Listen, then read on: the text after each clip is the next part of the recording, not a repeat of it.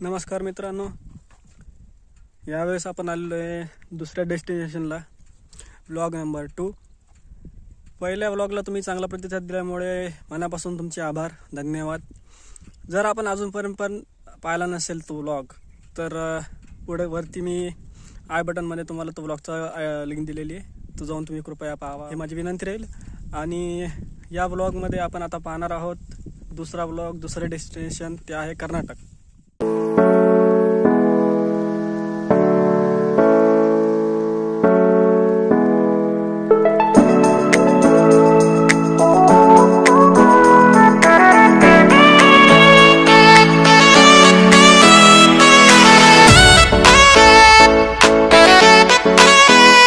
कर्नाटक राज्य, आता हे दुसरे डेस्टिनेशन मी निवडलेलं आहे आणि इथं आपण कर्नाटक राज्यामधली एक नवी ट्रेडिशन, नवीन गोष्टी काही पाहणार आहोत। आणि इथे काय नवीन पाहण्यासारखं आणि काय नवीन डेस्टिनेशन असू शकतात कर्नाटकामध्ये पाहण्यासारख्या, त्या मी व्हिडिओमध्ये टाकणार आहे। आणि व्लॉगमध्ये काही नवीन बऱ्याच गोष्टी मी कव्हर अप करणार आहे, तर कृपया हा व्लॉग तुम्ही शेवटपर्यंत पाहावा, या माझी नम्र विनंती राहील।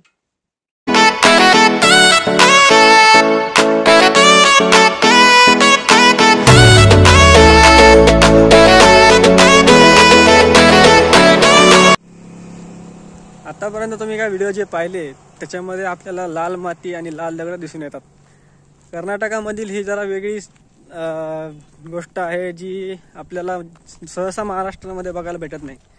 म्हणजे इथलची स्पेशलिटी म्हणजे आपल्याकडे जशी काळी माती असती तर तशाच पद्धतीने लाल माती आहे आणि लाल दगडामध्ये इथे वाडे वगैरे बनवले जातात। आणि जसे आपल्याकडे विटा वापरतात तसे इथं लाल दगडामध्ये चुना वगैरे किंवा इथलची एक ट्रेडिशन जी आहे ते वापरून घरं बनवलं जातात।